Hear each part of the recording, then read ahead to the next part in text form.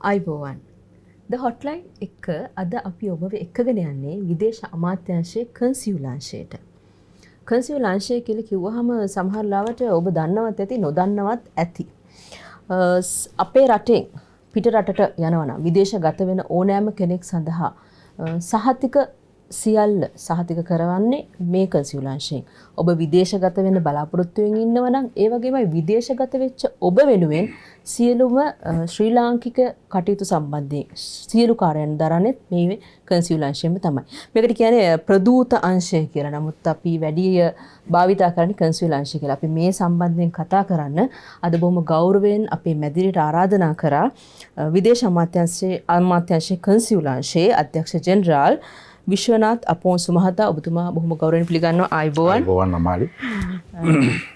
කන්සියුලාංශය කියලා කිව්වම ඇත්තටම සමහර කෙනෙක් විතරයි දන්නේ. මොකද්ද අධ්‍යක්ෂ ජෙනරාල්තුමා මේ කන්සියුලාංශය කියලා කියන්නේ? මම හිතන්නේ අමාලි පැහැදිලිවම හැඳින්වීමේදී සඳහන් කළා කන්සියුලර් අංශය තමයි අපිට පුරුදු නම. හැබැයි ඒකට ප්‍රදූත අංශය කියලාත් සඳහන් කරනවා කියලා. ඔබ නිවැරදිව සඳහන් කරා. කන්සියුලර් කියන ඉංග්‍රීසි වචනයට භාවිතා කරන නියම සිංහල වචනේ තමයි ප්‍රදූත කියන එක. හැබැයි දැන් මේක සම්බන්ධයෙන් රටේ ජනතාව අතර යම්කිසි රූපයක් කන්සියුලර් කියන්නේ මොකක්ද? ප්‍රදූත කියන්නේ මොකක්ද කියන එක සම්බන්ධයෙන් හැමෝම දන්න හැමෝම හිතාගෙන ඉන්න දේ තමයි රට යනවා විදේශගත වෙනවා නම් තමුන්ගේ සහතික කරගන්න තැන කියලා. උත්තරේ ඔව්. හැබැයි 100%ක් හරි නැහැ. ඔව් තමුන්ගේ සහතික කරගන්න තැනක් තමයි. ඇත්ත වශයෙන්ම විදේශගත වන ශ්‍රී ලාංකිකයන් වෙනුවෙන් ඒ අයගේ සහතිකයට ශ්‍රී ලංකා ප්‍රජාතාන්ත්‍රික සමාජවාදී ජනරජයේ විදිහට වටිනාකමක් එක්කහු කරන තැන තමයි කන්සියුලාංශය. ඒක ඇත්ත. මම මේ අවස්ථාවේදී තමුන්නාන්සලාට ඉතා ආඩම්බරයෙන් කියන්නේ විදේශයේ පිහිටි බොහෝ ආයතනවල, බොහෝ තානාපති කාර්යාලවල, බොහෝ සමාගම්වල අපේ ශ්‍රමිකයෝ, අපේ ශිෂ්‍යයෝ තමුන්ගේ කාර්යයන් වල යෙදෙනකොට ශ්‍රී ලංකාවේ විදේශ කටයුතු අමාත්‍යාංශයේ එහෙම නැත්නම් විදේශ අමාත්‍යාංශයේ කන්සියුලර් අංශයේ සහතික කරලා දෙන සහතිකයක් ඉතා ඉහළින් පිළිගන්නවා. හැබැයි එහෙම විදේශ ශ්‍රී ලංකාවේ සහතික එහෙම පිළිගත්තට ඒ තරම් ලේසියෙන්, ඒ තරම් ඉක්මනින්, ඒ තරම් විශ්වාසදායීව පිළිගන්නේ නැති ඕන තරම් රටවල් තියෙනවා ලෝකේ. මම හිතන්නේ අපි ආඩම්බර වෙන්න ඕන, අපි සන්තෝෂ වෙන්න ඕන. අපේ ශ්‍රී ලාංකිකයන්ට විශ්වාසයෙන් යුතුව සහතික කරවාගෙන යන්න පුළුවන් ආයතනයක් ශ්‍රී ලංකාව ඇතුලේ හදලා තියෙනවා කන්සියුලර් අංශය කියලා. දැන් මම මේ සාකච්ඡාව පටන් ගන්නකොටම අමාලි නිවැරදිව සඳහන් කළා කන්සියුලර් ප්‍රදූත කියලා. ඒකම අමාලි සඳහන් කරා මේකේ රූපකය. මේ වචනේ තියෙන රූපේ තමයි අපිට පේන දේ තමයි සහතික කරගන්න තැන. ඔව් ඇත්ත. හැබැයි නිවැරදි නෑ. ඔව් මෙතන අපි සහතික කරනවා. මම සාකච්ඡාව ඉදිරියට යනකොට සහතික වෙන් වචෙන් සඳහන් කරන්න. සහතික විතරක් නෙමෙයි අධ්‍යක්ෂ ජෙනරාල්තුමා. මේකෙන් සාමාන්‍යයෙන් මම දන්න විදියට ඒක තමයි මට කියන්න ඕන. අන්න ඒකයි. සහතික විතරක් නෙවෙයි. මේකේ අංශ කිහිපයක් තියෙනවා. මේකේ එළියට පේන ප්‍රධානම අංශය තමයි සහතික කරන එක. ඔබතුමිය මං හිතන්නේ අපේ අංශයට ආවොත් දිග පොලිමක් දකින්න පුළුවන් හැමදාම. ඇත්තටම මේ කොවිඩ් වසංගතයට පෙර සාමාන්‍යයෙන් 750ක් 1000ක් විතර පිරිසක් එනවා. 750ක් 1000ක් විතර දැන් මේ දවස්වල 500ක් 600ක් අඩු වෙනවා. මේ හොඳටම වහලා තියෙද්දි. හොඳටම විවිධ අංශයන්ගෙන් රට පාලනය කරලා තියෙනවා. ඒත් අපි වැහුව නැති ආයතනය. මම ආයතනයේ අපිත් එක්ක වැඩ කරන කණ්ඩායමට මේ අවස්ථාවේදී ස්තුති කරන්න කැමතියි ඒකට. මගේ ඇමතිතුමාට, අපේ රාජ්‍ය ඇමතිතුමාට, අපේ ලේකම්තුමාට, අපේ කණ්ඩායමට ස්තුති කරන්න කැමතියි. අපිට එහෙම පුළුවන් වුණා ඇරලා දිගින් දිගටම මේක පවත්වාගෙන යන්න. එක්තරා අවස්ථාවකදී අපිට වහන්න වුණා ඒක තාක්ෂණික දෝෂයන් නිසා. ඇයි? මෙහෙම දිගටම අපි පවත්වාගෙන ගියේ. මුළු රටම වහලා තියෙද්දි ජනතාව වෙන්නේ. දැන් ඔබතුමිය කිව්ව විදිහට සහතික කරගන්න නම් එහෙනම් අපි මේක වහන්න තිබුණා. වහන්න නැති එක ප්‍රධාන හේතුවක් තියෙනවා. අපි තමයි ශ්‍රී ලංකාවේ අපනයන ලිය කියවිලි සහතික කරන අංශය. අමාලි අපි දවසක් වැහුවනම් ඒ අපනයන කරන ලිපි ද්‍රව්‍ය පරක්කු වුණොත් අපේ අපනයනයන් පරක්කු වෙනවා. එතකොට රටට ලැබෙන විදේශ විනිමය පරක්කු වෙනවා. එහෙම නැත්නම් අහිමි වෙලා යනවා. අපි ඒ ගැන ඊට පස්සේ කතා කරන්න ඕනේ. විශේෂයෙන්ම කතා කරන්න ඕනේ මාතෘකාවක් රටේ විදේශ විනිමය ලබා ගන්න ආයතනයක් විදිහට දැන් කටයුතු කරන නිසා. දැන් මේ සහතික කරනවා කියන දේ විතරක් නෙමෙයි කියලා මම ඔබතුමන්ට ඉඳන් කිව්වා. අපි මෙතනදී අංශ කීපයක් යටතේ ඔබ ආයතනයේ කටයුතු කරනවා. ඒ පිළිබඳ චූට්ටක් අපිට දැනුවත් කරන්න. ඔව් ඇත්තෙන්ම සහතික කරන එක තමයි බැලුමට කන්සියුලර් අංශයෙන් පේන දේ දකින දේ. ඒක ඇත්ත. ඒ එක්කම මෙතන විශාල සේවාවක් විශේෂයෙන් විදේශගත වන අපේ විගමනික ශ්‍රමිකයන් වෙනුවෙන් ශිෂ්‍යයන් වෙනුවෙන් සමහරලාට සංචාරකයන් වෙනුවෙන් ඒ අය ආගමික සංචාරකයන් වෙන්න පුළුවන්. අපි දන්නවා ඕන තරම් දඹදිව සංචාරය යනවා, වෙනත් ආගමික සිද්ධාස්ථාන වලට සංචාරය යනවා. මේ යන සියලු දෙනා වෙනුවෙන් ඒ අයගේ බොහෝ සේවාවන් සපයන තැනක් තමයි කන්සියුලර් අංශය. සහතික වලට අමතරව කවුරු හරි කෙනෙක් විදේශගත වෙලා ඉන්නවා, ඒ අයගේ රැකියාව වෙනුවෙන් විදේශගත වෙලා ඉන්නවා. යම් කිසි විදිහකින් විදේශගත වෙලා ඉඳිද්දී අවාසනාවන්ත විදිහට ජීවිතේ නැති වුණා. ඒ අයගේ මෘත ශරීරය ශ්‍රී ලංකාවට ගෙන්වා ගැනීම සම්බන්ධයෙන් සියලුම කටයුතු ශ්‍රී ලංකාව තුළදී සම්බන්ධීකරණය කරන්නේ අපි කන්සියුලර් අංශය. රැකියාව අහිමි වෙන අවස්ථාවකදී? ඔව්, බොහොම හොඳයි. හොඳ ප්‍රශ්නයක් ඇහුවේ. රැකියාව අහිමි වෙන අවස්ථාවවලදී ඒ සම්බන්ධයෙන් අදාළ රටවලදී රටවල් 16ක් තුළ විදේශ සේවා නියුක්ති කාර්යාංශයේ කම්කරු නිලධාරීන් ඉන්නවා. කම්කරු අමාත්‍යාංශයේ කම්කරු නිලධාරීන් තියෙනවා. විදේශ සේවා නියුක්ති කාර්යාංශයෙන් පත් කරලා ඉන්න සුබසාධක නිලධාරීනුත් ඉන්නවා. තානාපති කාර්යාලවලදී බොහෝ දුරට ඒ අයගේ වැටුප් අහිමි වීම, රැකියාව අහිමි වීම, ඒ වගේ දේවල් සම්බන්ධයෙන් ඍජුවේම ඒ නිලධාරීන් පෙනී සිටිනවා. එතකොට ඊට අමතරව ඒ අයගේ ලංකාවේ තියෙන කාර්යාලයත් ඒ සම්බන්ධයෙන් පෙනී ඉන්නවා. හැබැයි ඒ එක්කම ඒ රටවල් 16ක විතරයි. ඒ රටවල් 16 විතරක් නෙවෙයි අපි ශ්‍රී ලාංකිකයෝ සේවාව යෙදෙන්නේ. එසේ නොවන රටවල් වලදී විදේශ කටයුතු අමාත්‍යාංශයෙන් සේවයට ගොස් සිටින විදේශ සේවා නිලධාරීන් ඒ කටයුතු වලට මැදිහත් වෙනවා. ඒ අයගේ රැකියාව අහිමි වීම, ඒ අයගේ වැටුප් නොලැබීම, ඒ කියන කටයුතු වලදී. ඒ වගේම ඒ වගේ අවස්ථාවලදී විශේෂයෙන් වන්දි ලබා ගැනීමේදී. වන්දි ලබා ගැනීමේ සම්බන්ධයෙන් මෙහෙවන ප්‍රධාන ස්ථානය තමයි කන්සියුලර් අංශය. මේ වන්දි ලබා ගැනීමත් අමාලි යම් කිසි විදිහකින් ක්‍රම කිහිපයකට භාවිත වෙනවා. එකක්, යම් කිසි සේවකයෙක් මිය ගියොත් මියගිය සේවකයා බොහෝ විට සේවයේ යෙදී සිටියා නම් එතකොට සේවයේ යෙදී සිටියේදී මිය යාමේදී ලැබෙන වන්දි මුදල වෙනත් ආකාරයකට ලැබෙනවා. යම් කිසි විදිහකින් සේවයේ යෙදී නොසිටින අවස්ථාවක වුණත් බොහෝ රටවල් වල ඒ අයට වෙනුවෙන් රක්ෂණ ක්‍රමයක් ක්‍රියාත්මක වෙනවා. ඒත් ඒ අයට වන්දියක් හිමි වෙනවා.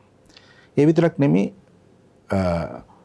විදේශ සේවා නියුක්ති කාර්යාංශයෙන් ලියාපදිංචි වී පිටරට යන අය සම්බන්ධයෙන් එයාට රක්ෂණ සහතිකයක් හම්බ වෙනවා.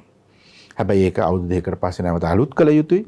එහෙම අලුත් කළා දිනවනේ එතනිනුත් වන්දියක් හම්බ වෙනවා. ඒ හම්බ වෙන වන්දිය සම්බන්ධයෙන් අපි ලිපියක් නිකුත් කරනවා විදේශ සේවා නියුක්ති කාර්යාංශයෙන් වන්දිය ලබා ගන්න පුළුවන්. හැබැයි මේ මුකුත් නැති වුණත් සමහරලාට සමහර රටවල දියුණු රටවල මෙතන සහතික වෙලා හිටියත් ලියාපදිංචි වෙලා හිටියත් නොහිටියත් මොන හරි අනතුරක් වුණත් වන්දි ගෙවන වෙලාවල් තියෙනවා. ඒ වගේ වන්දි සම්බන්ධයෙන් කටයුතු කරන්නේත් අපි. දැන් එහෙම නෙමෙයි. යම් කිසි කෙනෙක් මරණයටපත් නොවි ඊට මෙහයින් තව අනතුරු වෙන්න පුළුවන්. සදාකාලික ආබාධිත තත්ත්වයකටපත් වෙන්න පුළුවන්. එහෙම නැත්නම් partial disability අර්ධ ආබාධිත තත්ත්වයකටපත් වෙන්න පුළුවන්. සේවයේ නැවතත් යෙදිය නොහැකි ආකාරයේ අනතුරක් වෙන්න පුළුවන්. අන්න ඒ වගේ දෙයක් වෙලා අදාළ ශ්‍රමිකයා ශ්‍රී ලංකාවට පැමිණියහොත් ඔහුගේ වන්දිය වෙනුවෙන් නිසකම් පෙනී සිටින ආයතනය තමයි කන්සියුලර් අංශය. දැන් අධ්‍යක්ෂ ජනරාල්තුමනි මේ කර්තව්‍යයේදී විදේශගත වෙන ශ්‍රමිකයෙක් නම් ඔවුන් විදේශ සේවා නියුක්ති කාර්යාංශය අපි දන්නවා එහි ලියාපදිංචියක් යටතේ විදේශගත යුතුයි. එහෙම නොවන කෙනෙක්ට ඔබ ආයතනයේ නැද්ද පිහිටක්? ඔබතුමියගේ මේ ප්‍රශ්නේ නම් මම හිතන්නේ හරිම කාලෝචිතම ප්‍රශ්නයක්. ඇත්තටම පහුගිය කාලයේ බොහෝ විදේශ සේවයේ යෙදී සිටින අය සම්බන්ධයෙන් විදේශීය රැකියාවන් කරන ශ්‍රී ලාංකිකයන් සම්බන්ධයෙන් බොහෝ සාකච්ඡාවන් බොහෝ ප්‍රතිපත්ති සකස් කරන තැන්වල ඉතාමත් බරපතල විදිහට සාකච්ඡා වුණ කාරණයක් මේක. මේ වන විට විදේශ සේවා නියුක්ති කාර්යාංශයෙන් ඒ අය වන්දිය ලබා දෙන්නේ විදේශගත වෙලා ඒ අය යටතේ ලියාපදිංචි වෙලා ගිය අය සම්බන්ධයෙන් පමණයි. හැබැයි තානාපති කාර්යාලයක් විදිහට අපිට එහෙම කරන්න බෑ. ඇයි? අපි හැමතිස්සෙම කියන දෙයක් අපේ ගරු ඇමතිතුමත්, රාජ්‍ය ඇමතිතුමත්, ලේකම්තුමත් අපිට නිතරම මතක් කරන දෙයක් තමයි අපි අපේ රටවැසියා ලියාපදිංචි වුණත් නැතත් එයා ශ්‍රී ලාංකික පුරවැසියෙක් නම් ඔහු වෙනුවෙන් අපි පෙනී සිටිය යුතුයි. එතනදී ලියාපදිංචි භාවය නෙමෙයි බලන්නේ. අපි බලන්නේ අපේ මෙයා අපේ පුරවැසියෙක්ද. එසේනම් අපි ඔහු වෙනුවෙන් පෙනී සිටිය යුතුයි. අවාසනාවකට මේ වන විටත් ඒ අය සම්බන්ධයෙන් කටයුතු කරන්න අපිට රක්ෂණ ආවරණයක් හෝ වෙනත් ක්‍රමයක් නැහැ. හැබැයි කන්සියුලාංශයේ විදිහට අපි කීප අවස්ථාවකදී මේ යෝජනා කරලා තියෙනවා මේ සම්බන්ධයෙන්. ඇත්තටම මේ වගේ සිද්ධියක් ඇති වුණා මීට මං හිතන්නේ වසරකට පෙර අසර්බයිජානයේ බාකු කියන ප්‍රදේශයේ මං හිතන්නේ මම නිවැරදි නෑ කොහොම අසර්බයිජානයේ ශිෂ්‍යාවන් 3 දෙනෙක් හදිසියෙ මිය ගියා. මේම හදිසියෙ මිය ගියාම ඒ අයගේ මෘත ශරීරය ශ්‍රී ලංකාවට ගෙන්වා ගන්න ඒ පවුලට අපහසුකමක් තිබුණා. මම හිතන්නේ ඊට නිවැරදි ලෙස විදේශ කටයුතු ඇමති ගරු දිනේෂ් ගුණවර්ධන මැතිතුමා ඒ අවස්ථාවේදී මැදිහත් වෙලා රාජ්‍ය සමග සාකච්ඡා කරලා මේ දරුවන්ගේ මృత ශරීර ගෙන්වා ගන්න යම් රජය මගින් උදව්වක් කළා. ඒ අවස්ථාවේදී ඇමතිතුමා අපිත් එක්ක සාකච්ඡා කළා එතුමාට වමනා වුණා මේ වගේ දේවල් ඉස්සරහට වුණාමත් රජයට බරක් නොවි අපි කොහොමද මේක කරගන්නේ කියන එක. ඇත්තට අමාලි ඒ සම්බන්ධයෙන් අපි බොහොම සාකච්ඡාවන් කරලා තියෙනවා. මේ සම්බන්ධයෙන් අපි යෝජනා කරලා තියෙනවා. දැන් සමහර වැඩ කටයුතුත් කරමින් පවතිනවා. මේ ලියාපදිංචියක් නැතුව හෝ ලියාපදිංචියක් ඇතුව හෝ විදේශගත වන ශ්‍රී ලාංකිකයන්ට යම් අනතුරක් සිදු වුණොත් විශේෂයෙන් ජීවිත හානියක් වුණොත් එහෙම නැත්නම් ආබාධිත තත්ත්වයකටපත් වුණොත් ඒ වගේ දෙයකදී මේ අය කොහොමද ආරක්ෂා කරන්නේ? ඒ අය අහිමි වීමෙන් ඒ පවුල් වලට වෙන හානිය අවම කරන්නේ කොහොමද කියන එක සම්බන්ධයෙන් අපි යම් කරුණු සාකච්ඡා කරමින් පවතිනවා. මම හිතන්නේ නොදුරු අනාගතයේදීම පුළුවන්කමක් ලැබෙයි ඒ අය වෙනුවෙන් බොහොම හොඳ යෝජනාවක් කිරීම. හොඳයි අපි කතා කරේ විදේශගතව සිටින ශ්‍රමිකයන් සහ විදේශ ශ්‍රී ලාංකිකයන් සම්බන්ධව මේ කන්සියුලාංශය කොහොමද කටයුතු කරන්නේ කියන එක. ඔබ අංශයෙන් අපි මුලින්ම කතා කර ප්‍රධාන වශයෙන් මේ සහතික ගැන තමයි අපි කතා කරේ. මොනවද මේ අංශයෙන් සහතික කරන ලේඛන මොන වගේ දේවල්ද මේ සහතික වෙන්නේ? අපි කියන්නේ සර්ටිෆයි කරනවා කියන එක විතරයි. මොනවද මේ? ඇත්තට සත්‍යාපනය කරනවා. සත්‍යාපනය කරනවා. ඒ වචනේ ඉතා නැති හින්දා ඇත්ත. ඒ කියන්නේ දැන් මං හිතන්නේ අපි සිංහල භාෂාව භාවිතා කළාට අපි තමයි වැඩියෙන්ම වෙනත් භාෂාවල වචන අපේ කරගෙන භාවිතා කරන ජාතියක් අපි. නරකත් නෑ හොඳයි.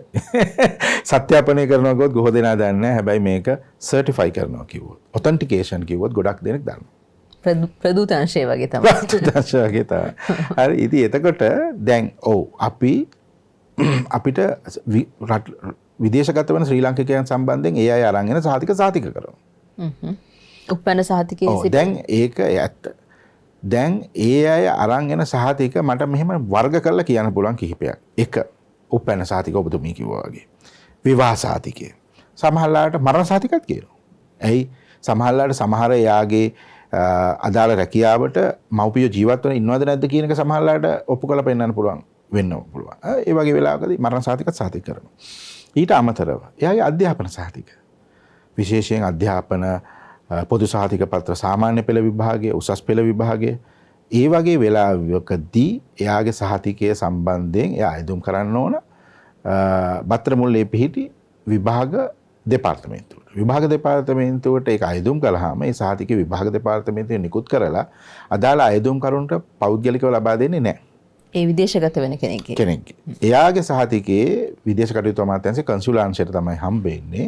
ඒතකොට කන්සියුලාංශයෙන් තමයි ඒක සහතික කරලා ගන්න ඕන. ඊට අමතරව ඊළඟට ස්ටෙප් එක තමයි ඩිප්ලෝමා එකක් තියෙන්න පුළුවන්. ඩිග්‍රී එකක් තියෙන්න පුළුවන්. ඩිප්ලෝමා එකක්, උපාධියක්, පශ්චාත් උපාධියක් සමහරලාට මොනවා හෝ තාක්ෂණික එහෙම නැත්නම් යම්කිසි වෙනත් පාඨමාලාවක් හදාරලා විශේෂයෙන් ඔය ජර්මානු කාර්මික අභ්‍යාස ආධුනිකත්ව මණ්ඩලය ඒ වගේ විවිධ ආයතන තියෙනවා. හරි. දැන් මම හිතන්නේ විශේෂයෙන් තාක්ෂණික ආයතන Java Institute ඒ වගේ එතකොට ඔය විවිධ ඒවා තියෙනවානේ දැන් මේ අපේ මේ කාර්මික අධ්‍යාපන ආයතන ඒ වගේ ඒවායේ ඒ තියෙන සහතික ඒවත් අපි සහතික කරනවා. මීට අමතරින් කෙනෙක් විවාහකද අවිවාහකද කියන එක විශේෂයෙන් පිටරටකදී විවාහයක් කරගන්නකොට එයාගේ අවිවාහක සහතිකය, ග්‍රාම සේවා සහතිකය. ඊට අමතරව සමහර රටවල් වලදී පුරවැසි භාවය ලබා ගන්න, එහෙම නැත්නම් රැකියාව ලබා ගන්න එයාගෙන් ඉල්ලන පොලිස් සහතිකයක්. එතකොට පොලිස් සහතිකයක්. එතකොට දැන් මේක මේ මං කියපු වර්ගවලට අමතරව ඊට විතරක් නෙමේ සමහරවිට ඇටර්නි බලපත්‍ර ඒවත් සහතික කරනවා.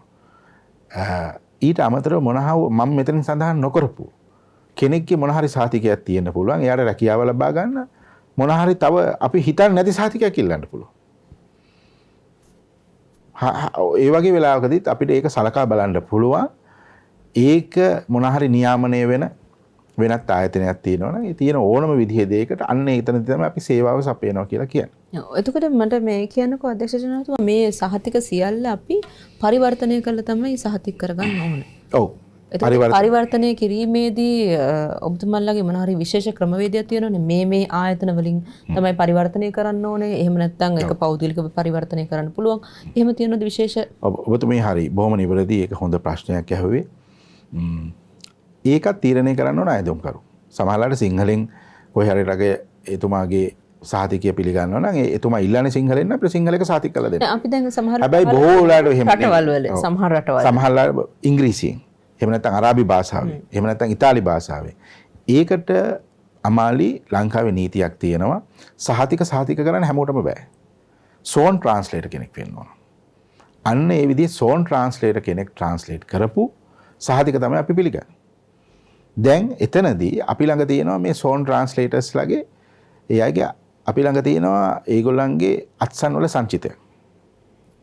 එයා සහතික කරගෙන ආවම අපි ඒවා පරීක්ෂා කරලා බලනවා මේක නියමිත තැනකින්ද කරගෙන තියෙන්නේ. නියමිත තැනින් නම් කරගෙන තියෙනවා නම් තමයි අපිට සහතික කරන්න පුළුවන්. එහෙම නැත්නම් ප්‍රතික්ෂේප කරන්න වෙනවා. යම් කිසි ආකාරයෙන් ව්‍යාජ සහතිකයක් ගෙනව නීති මගින් පවා කටයුතු කරන්න වෙනවා. දැන් ඔන්න ඔතනදී තමයි ඊගාව දේ මතුවෙන්නේ. සමහර අය අපෙන් අවිල්ලා අහනවා වෙන රටවල් වල නම් මේක ඔච්චර බලන්නේ නැහැ මේක ගහලා දෙනවා සර් සීල් එකක් ගහලා දෙන්න. සර්ගේ පොඩි අස්සන පොඩ්ඩක් ගහලා දෙන්න. ඒ පොඩි අස්සනයි සීල් එකයි ගැහුවොත් වෙන්නේ මේවා ලෝක ඉදිරියේ පිළිගන්නේ නැති වෙනවා. ඇයි අද ලංකාවේ සහතික ලෝක ඉදිරියේ පිළිගන්නේ? කන්සියුලර් එකේ කන්සියුලර් අංශේ විදේශ අමාත්‍යාංශේ බොහොම සොයා බලලා සුපරීක්ෂාකාරී ලෙස මේක වැදගත් විදිහට සහතික ලබා දෙන නිසා. ඒක ශ්‍රී ලාංකිකයන්ටම තමයි ප්‍රයෝජනෙ තියෙන්නේ.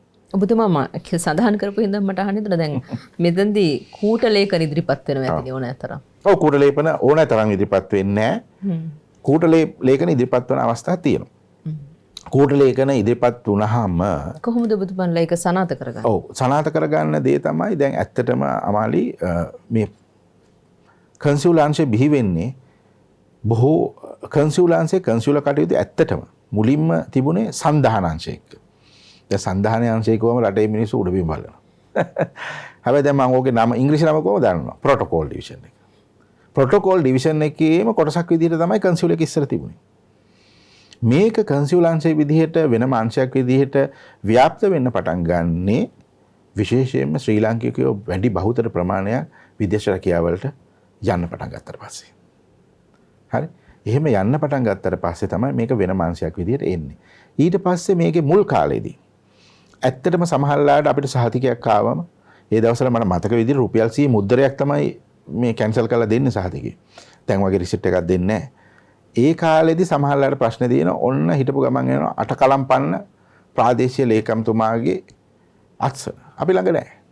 අනේ ඉතින් අර මිනිස්සේ ආයි දවසක එන්න ඕන අපි හෙට යවලා අස්සන හොයලා එන්න ඕන. ඒ දවස්වල මේ තරම් තාක්ෂණ දියුණුත් නැහැ. සමහරලාට කහට ගස් දිගිලියේ මහත්මේ කොනෝන කෙනෙක් කෙනා එයාගේ සහතිකය අරගෙන. අපි ළඟ අත්සනක් තියෙනවා. හැබැයි මෙයා අලුතෙන් පත් වුණ නිලධාරියාගේ අත්සන තමයි අරන් ඇවිල්ලා තියෙන්නේ. ඉතින් අපි ගාව නැත්තම් දෙන්න විදිහක් නැහැනේ. ඔන්න ඉතින් ගිහිලා ආයි දවසක එන්න වෙනවා. ඔය තිබුණ දෙයට පිළියමක් විදිහට මට මතකයි 2003 2004 කාල වකවානුවේ ඒ කාල වකවානුවේත් මම මේ අංශය තමයි සේවය කළේ. ඒ කාලෙදී අපි ආරම්භ කළා අපේ ප්‍රාදේශීය ලේකම් කාර්යාල, ග්‍රාම සේවා ආයතන, එතකොට කලාප අධ්‍යාපන කාර්යාල ඒ වගේ තියෙන තැන් බොහොමයකගේ අත්සන් එකතු කිරීමේ සංචිතය. ඒ ආරම්භ කරපු එක ඊට පසු අවදීන් වලදී වඩා දියුණු තත්යකට ඇවිල්ලා දැන් මං හිතන්නේ අපි ළඟ තමයි හොඳම ඩේටා බෑන්ක් එකක් තියෙන සිග්නේචර්ස් සම්බන්ධයෙන්. අත්සන් සම්බන්ධයෙන්. අද ලංකාවේ ඕනම පිළිගත් ආයතනයක අලුතෙන් නිලධාරියෙක් පත් වෙනවා නම් ඒ අය හැමතිස්සෙම ඉස්සෙල්ලම කරන දේ තමයි ඒ පත් වෙන නිලධාරියාගේ නම, තනතුරු නාමය, අත්සන සහ නිල මුද්‍රාව විදේශ කටයුතු අමාත්‍යාංශයේ කන්සියුලර් අංශයට එවන එක. එතකොට මේක අපි දැන් විද්‍යුත් කටයුතු එක තමයි ගොඩක් කරන්නේ. අපි එතකොට අපේ මේක ඩේටාබේස් එකට ගන්නවා. අපේ දත්ත ගබඩාවට ගන්නවා. ඒක නිසා අර ඒ දවස්වල වගේ දුර ඉඳන් එන කෙනෙක්ගේ සහතිකයක් ආවම හරවලා යන්න දෙයක් නැහැ. මොකද පත් වෙච්ච ගමන් පත් වුණ කෙනාගේ අත්සන නිසා බොහොම අහම්බෙන් තමයි එහෙම එකක් නොෙන්නේ. නැත්තම් සාමාන්‍යයෙන් අපි හොඳ දත්ත ගබඩාවක් පවත්වාගෙන යනවා. එතකොට දැන් මේ සහතිකයක් ගන්න කොච්චර කාලයක් යනවද? හොඳ ප්‍රශ්නයක්. ඉස්සර නම් එහෙම තිබුණ ප්‍රශ්න. ඉස්සර සමහරලාට ඔය 750,000ක් ආවම රෑ 7-8 වෙනකන් වැඩ කරනවා. නිලධාරීන් ගොඩාක් මේකට යොදවන්න ඕන. මේ தත්ත්වය ඇත්තටම මීට අවුරුදු කීපයකට ප්‍රථම වෙනස් වුණා. අපි තමයි මං හිතන්නේ ශ්‍රී ලංකාවේ රාජ්‍ය ආයතන වලින් මුල් පෙළේ නව තාක්ෂණය භාවිතා කරපු ආයතනය. අපි මේ හැම එකක්ම අපි ආරම්භ කරලා තියෙනවා E- කියලා ක්‍රමය. ඒකෙදි මේ අපි ඔක්කොම අපේ ක්‍රමය සම්පූර්ණ මේ මැනුවල් සිස්ටම් එකෙන් ඉලෙක්ට්‍රොනික සිස්ටම් එකට අරගෙන තියෙනවා. ඒ කියන්නේ අපි අතින් ෆයිල් එක බලලා පෙරලලා ඒකේ අස්සන බලලා මේකේ අත්සන් කරලා දෙන එක වෙනුවට අපි පරිගණක භාවිතා කරමින් ඒකේ තියෙන අපේ සංචිත භාවිතා කරමින් මේ සහතික නිකුත් කරනවා. දැන් මේකේ තියෙන වැදගත්ම දේ මෙහෙම අපි සහතිකයක් නිකුත් කරනකොට ඔහු අපිට දෙන සහතිකය අපි ස්කෑන් කරලා සිස්ටම් එකේ ඒක සේව් කරනවා. එතකොට අදාළ සේවාව ලබා ගන්න රටේදී ඒ අදාළ රටේ තානාපති කාර්යාලයට මේක පරීක්ෂා කරලා බලන්න පුළුවන්. ඒ කියන්නේ ලෝකයේ ඕනෑම තානාපති කාර්යාලයකින් ඔබ ආයතනෙන් සහතික කරන නිකුත් කරන සහතිකය බලන්න පුළුවන්. අපි ඒ තැන්වලට අපේ තානාපති කාර්යාලවලට ඒගොල්ලන්ට පාස්වර්ඩ් එකක් ලබා දීලා තියෙනවා. එතකොට ඒ අයට ඒ පාස්වර්ඩ් එක යූස් කරලා ඒක ඇතුළට වෙබ් අඩවිය ඇතුළට ගිහිල්ලා සොයලා බලන්න පුළුවන් මේක නිවැරදි එකක්ද කියලා. ඒක නිසා දැන් මෙහෙම කූට ලේඛන ඇති වෙන්න තියෙන ඉඩකඩ ඉතා අවමයි. හැම ප්‍රතික්ෂේප කරන්නේ නැහැ. මොකද හැමතිස්සෙම කූට ලේඛන සකස් කරන අය, ඒ විදිහේ විවිධ විෂමාචාර කරන අය නීතියට වඩා පියවරක් හෝ දෙකක් ඉදිරියෙන් ඉන්න බව තමයි ලෝකෙ පිළිගත් අදහස. දැන් මම මේ කතා කරන මොහොතේත් මම නොදන්න ඒගොල්ලෝ දන්න ක්‍රම කරනවා ඇති. හැබැයි අපි අල්ලා ගත්තොත් අල්ලාගත් සැනින් එසැනින් ඒ නීතිය ක්‍රියාත්මක කරනවා අකමැත්තෙන් උනත්. එහෙම කරපු නිසා තමයි අපි මේ ආයතනයේ මේ විදිහේ පිළිගැනීමක් ලංකාවට අරගෙන දීලා තියෙන්නේ.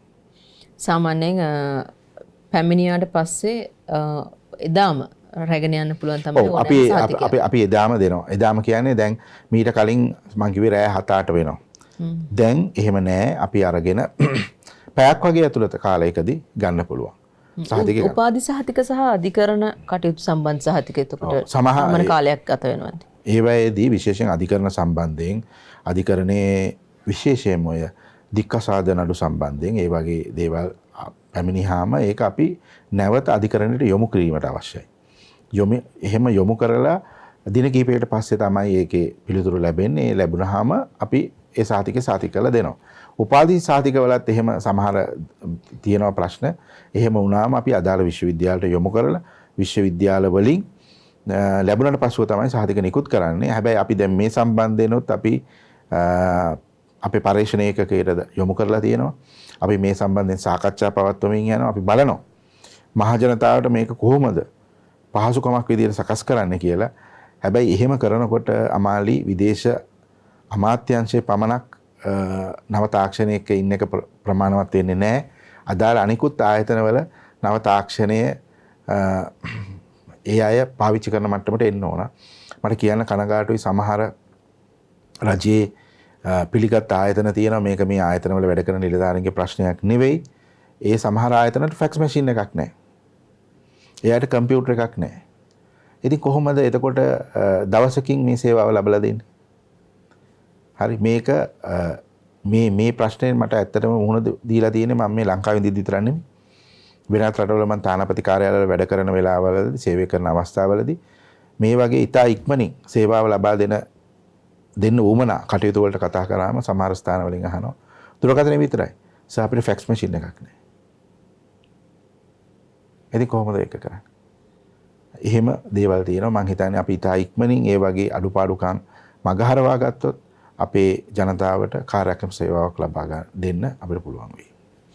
එතකොට කෙනෙක්ට හිතෙන්න පුළුවන් මේ සඳහා අපි කොළඹට මෙන්න ඕනද මේ සහතික කරගන්න. කොළඹට නෑවිදින් කරගන්න බැරිද? මොකද දිවයින පුරා තියෙනවා දිවයින පුරා ඉන්න අය මේ කොළඹට මේක තු වෙනවා කියන එක ලොකු ගැටලුවක් වෙනවා. මොකද්ද මේකට පිළියම? අමාලි ඇත්තටම ඔබගේ ආයතනයෙන් අපිට මේ සාකච්ඡාවට ආරම්භ කරපු වෙලාවේ පැහැදිලිව සටහන් කරලා තිබුණා මහජනතාව සමග ඍජුවේ ගනුදෙනු කරන ආයතන සමග කරන සාකච්ඡා ක්‍රියාදාමයක එක් අවස්ථාවකට අපිට සහභාගී වෙන්න කියලා. විදේශ කටයුතු අමාත්‍යාංශයේත් විදේශ අමාත්‍යාංශයේ මහජනතාව සමග ඍජුවේම ගනුදෙනු කරන ආයතන වලින් ඉදිරියේම තියෙන ආයතනය තමයි කන්සියුලාංශය. එතකොට අපි මහජනතාව සමග එදිනෙදා ඒ අයගේ අවශ්‍යතා සපුරන ආයතනය. ඔබ අහූ ප්‍රශ්නේ හරි. ඇත්තටම අපේ දිනේෂ් ගුණවර්ධන කරු ඇමතිතුමා විදේශ අමාත්‍ය ධූරේ බහරගෙන මුලින්ම සාකච්ඡා කරලා එතුමා ඇහුවේ ඇයි අපිට මේක ගමට ගෙනියන්න බැරි කියලා. මොකද මෙච්චර පිරිසක් මෙතන ඉන්නකොට. සතුටුයි කියන්න ජාපනයේ සහ මාතර අපේ ප්‍රාදේශීය කාර්යාලය දෙකක් ආරම්භ කරලා තිබුණා මීට පෙර. මේ මෑතකම අපි තව ප්‍රාදේශීය කාර්යාලය දෙකක් ආරම්භ කරා මහනුවර සහ ත්‍රිකුණාමලයේ. මම හිතන්නේ අපි සියලුම කටයුතු සූදානම් කරලා තියෙනවා කුරුණෑගල ඊළඟ ශාඛාව ආරම්භ කරන්න. කටයුතු සියල්ලම සූදානම් වෙලා තියෙනවා. ඉතා ඉක්මනින් මහජනතාවට කුරුණෑගල ඉන්න අයට වයඹ පළාතේ ඉන්න අයට මම හිතන්නේ වයඹ තමයි ලංකාවේ වැඩිම පිරිසක් විදේශගත වෙලා ඉන්න පළාත. ඒ අයට කුරුණෑගලින් තමුන්ගේ සේවාව ලබා ගන්න පුළුවන්. ඒකම අපි කටයුතු කරගෙන යන අනුරාධපුර සහ බදුල්ල කියන තැන් දෙක. ඒ තැන් දෙකෙත් කාර්යාලය ආරම්භ කරන්න අපි මේ වෙනකොට කටයුතු ආරම්භ කරලා තියෙනවා. යෝජනා තියෙනවා අම්පාරෙත් පුළුවන් නම් එකක් කරන්න කියලා. ඒක නිසා ඉතා ඉක්මනින් කුරුණෑගල අනුරාධපුරය බදුල්ල කියන ස්ථානවලත් කාර්යාලය ආරම්භ වෙනවා. එතකොට බොහෝ දුරට ලංකාවේ සියලුම පළාත් ආවරණය වෙලා තියෙන්නේ. ඇත්තටම මේ පළාත්වල කාර්යයන් ආරම්භ කරනකොට මම අමාලි කියන්න දෙයක් මේක අති සංවේදී දෙයක්. මේ 800ක් 1000ක් විතර සෙනග එනවා. මේ එන අය අතරේ මම දැකලා තියෙනවා සමහර දුර පළාත් වලින් අපේ අය ශ්‍රී ලාංකිකයෝ එනවා මට කියලා තියෙනවා සර් මම මුද්ද උගස් තියලා තමයි එන්න සල්ලි හොයාගත්තේ. හරි ඒ කියන්නේ සමහරලාට එයාගේ සහතිකයක් සහතික කරගන්න. එහෙම නැත්නම් එයාගේ වන්දිය ගන්න. මහත්තයා නැති වුණ වන්දිය ගන්න. එහෙම එනකොට තනියෙන් එන්න බෑ. එයා උදව්වට කොළඹ දන්න කෙනෙක් එක්කන් එන්න ඕන. මේ ඉන්නේ වැඩ දෙක තුනක් දාගෙන. විදේශ අමාත්‍යාංශයේ තව වැඩක්. ඒකම රෙජිස්ටර් ජෙනරල් ඩිපාර්ට්මන්ට් එකේ මොන හරි තව වැඩක්. ඒ වගේ වැඩ කිහිපයක් දාගෙන. සමහරවිට අපි ළඟට එනකොට එයා එන්නේ හවස 4ට. එදා එයාගේ කාර්යය ඉවර කරගන්න බැරි වුණොත් එයා නවතින්න ඕන. නවාතනකටත් මුදල් වියදම් කරොත් අර මිනිහයාට කොළඹින් යන්න වෙන්නේ 11 වෙලා. හරි. එතකොට ඔන්න ඔය කාරණාව ප්‍රබලතම කාරණාවක් තමයි මේ සේවාව ගමට ගෙනියන්න ඕන කියන එක. සමහරවිට කොළඹට එන තරමේ 800ක් 1000ක් ඒ කාර්යාලවලට එන්නේ නැති වෙයි. හැබැයි එන්නේ එක්කෙනාද දෙන්නාද 10 දෙනාද 20 දෙනාද 30 දෙනාද මේ අයට හම්බෙන්නේ ගුණාත්මක සේවාවක්.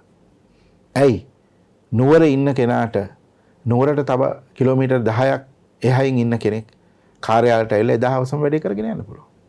අය නවතින දෙයක් නැහැ. මුද්දක් වලල්ලක් උගස් තියලා ඉන්න දෙයක් නැහැ. තමුන්ගේ කාර්ය, තමුන්ගේ රාජකාරිය, තමුන්ගේ ගමට කිට්ටු තැනක ඉඳලා කරගන්න පුළුවන්. මම හිතන්නේ අපේ මේ ශාඛා ජාලය ආරම්භ වුණාට පස්සේ අපි තීන්දුවක් ගන්නවා දැනට නැහැ. අපි තීන්දුවක් ගන්නවා අදාළ පළාත් වල අයට ඒ පළාතෙන් පමණමයි තමුන්ගේ සේවාව ලබා ගන්න පුළුවන්.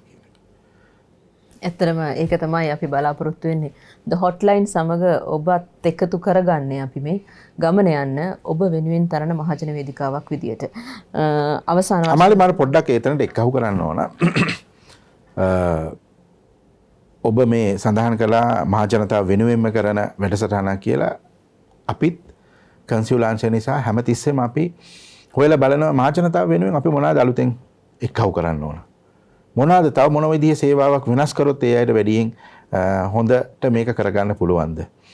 එහෙම බලලා අපි හිතුවා මේ ශාඛාවලට අමතරව සමහරලාට ලොකු පිරිසක් ඉන්න පුළුවන් ලංකාවේ විදේශගත වෙලා තියෙන ප්‍රාදේශීය ලේකම් කොට්ටාශයක් තියෙන්න පුළුවන්. දැන් විශේෂයෙන්ම අපි අනුරාධපුරේ ප්‍රධාන නගරේ කාර්යාලයක් ආරම්භ කරනවා. හැබැයි අනුරාධපුරයේ සමහර ස්ථාන තියෙනවා මම හිතන්නේ කිලෝමීටර් 50ටත් වඩා ඈත. ඒ වගේ තැන්වල විශේෂයෙන් පිරිසක් ගොනු වෙලා ඉන්නවනම් අපි හිතනවා ඊගාව අධීරයේදී ප්‍රාදේශීය ලේකම් කාර්යාල කිහිපයක හැම එකම නෙමෙයි. කිහිපයක මෙහෙම අත්‍යවශ්‍යයෙන් තියෙන කිහිපයකත් පුළුවන් නම් මහ ජනතාව වෙනුවෙන් ඒ විදිහට කාර්යාල ආරම්භ කරන්න. ඔන්න හොඳ පණිවිඩයක්. ඔන්න හොඳ පණිවිඩයක්. කන්සියුලර් අංශය කියලා කියන්නේ කොළඹට විතරක් එකතු වෙච්ච තැනක් නෙමෙයි මුළු දිවයින පුරාම ඔබට ඔබේ කාර්යයන් කටයුතු කරගන්න පුළුවන් විදිහට ස්ථාපනය කරනවා කියන එක තමයි අධ්‍යක්ෂ ජෙනරාල් විශ්වනාත් අපොන්සු මහතා කියන්නේ. අවසාන වශයෙන් මට ඉතා කෙටියෙන් කියන්නේ මේ අපි දැන් කතා කරා මේ සහතික ගැනීම සඳහා සර්ටිෆයි කරගන්න. ඒ කියන අදාළ පුද්ගලයා මෙන්න ඕනේ. සමහරලාට එන්න බැරි අවස්ථාවක් වෙන්න පුළුවන්, විදේශයක ඉන්න කෙනෙක් වෙන්න පුළුවන්. ඒ වෙනුවට එන්න පුළුවන්ද වෙන කෙනෙක්ට? ඔබ හොඳ ප්‍රශ්නයක් ඇහුවේ. බොහෝ දෙනාට තියෙන ප්‍රශ්නයක්. සාමාන්‍යයෙන් සහතිකය හිමි කෙනා තමයි එන්න ඕන. ඇයි මේක මෙහෙම අපි හඳුන්වලා දීලා තියෙන්නේ? මීට කාලයකට පෙර සහතිකය හිමි නැති වෙන අය එනවා සහතික කරගන්න. එතකොට මේ එන්නේ සමහරලාට තරුණ කවුරු. ඒක කාලයක් මෙතන තිබුණා. දැන් මීට අවුරුදු ගණනාවකට පෙර. ඒ එන තරවකරුවෝ සමහරලාට මහජනතාවගේ විශාල විදිහට මුදල් අය කරනවා. 25000 50000 3000 එහෙම අය කරගෙන එනවා. ඒක නිසා තමයි මෙහෙම අයදුම් කරුම පැමිණිය යුතුයි කියන කාරණේ හඳුන්වලා දීලා තියෙන්නේ. ඒ තිබුණ අනවශ්‍ය විදිහට මිනිස්සු මේක යොදා ගන්න එක නවත්තන්න. හැබැයි එතනදී ඇත්තටම එන්න බැරි කෙනෙක් නම් සමහරවිට විදේශගත වෙලා ඉන්නවනම් අයදුම් කරුවා අපි ඒකට පිළියමක් යොදලා තියෙනවා.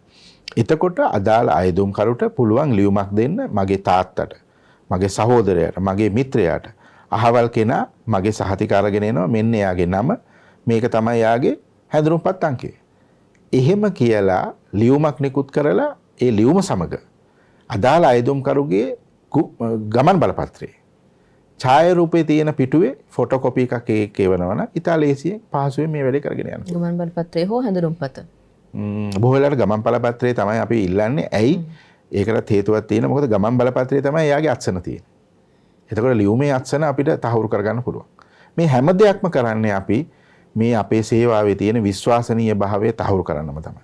හොඳයි අපි අද ඔබව රැගෙන ගියේ විදේශ අමාත්‍යාංශයේ කන්සියුලර් අංශයට. ඒ සඳහා අපිත් එක්ක එකතු වුණේ අධ්‍යක්ෂ ජෙනරාල් විශ්වනාත් අපොන්සු මහතා. ඔබතුමාට බොහොම ස්තුතියි අපත් එක්ක සම්බන්ධ වුණාට. බොහොමත්ම ස්තුතියි. හොඳයි මේ කතා බහ මෙතනින් නවත්තන්න බෑ. අර කිව්වා වගේම වන්දි ඊගාවට මරණ සම්බන්ධයෙන් විතර නෙවෙයි දීවර ඔබ සඳහාත් දීවර කටයුතු වල යෙදෙන ඔබ සඳහාත් මේ කතා බහ තවදුරටත් අරගෙන යන්න ඕනේ. කන්සියුලර් අංශය කියලා කියන්නේ ශ්‍රී ලාංකික ඔබ වෙනුවෙන් වගේම විදේශයේ සිටින ශ්‍රී ලාංකික ඔබ වෙනුවෙන්ම කටයුතු සියල්ල සම්පාදනය වෙන අංශයක්. එහෙනම් ලබන සතියේත් ඔබ හමු වෙන බලාපොරොත්තු වෙන ඔබෙන් සමුගෙන යනවා. ඔබට සුබ සතියක්. ආයිබෝවන්.